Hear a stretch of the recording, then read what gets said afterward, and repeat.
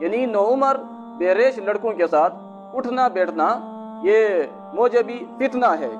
عبداللہ بن عمر رضی اللہ تعالیٰ عنہ فرماتے ہیں لا تجالس الکوبان ای الولدان الحسان، یعنی خوبصورت لڑکوں کے ساتھ مت بیٹھو، اٹھنا بیٹھنا ان کے ساتھ اختیار مت کرو۔ کیوں؟ فَإِنَّهُمْ فِتْنَةٌ، اس لیے کہ یہ فتنہ کا باعث بنتے ہیں۔ شعب الایمان اور بیہقی میں ہے کہ قال رسول اللہ صلی اللہ علیہ وسلم، آپ صلی اللہ علیہ وسلم نے فرمایا ایاکم والدخول علی المرد، اپنے آپ کو بچاؤ بے ریش خوبصورت لڑکوں سے، فَإِنَّهُمْ فِتْنَةٌ، اس لیے کہ یہ فتنے کا باعث بنتے ہیں۔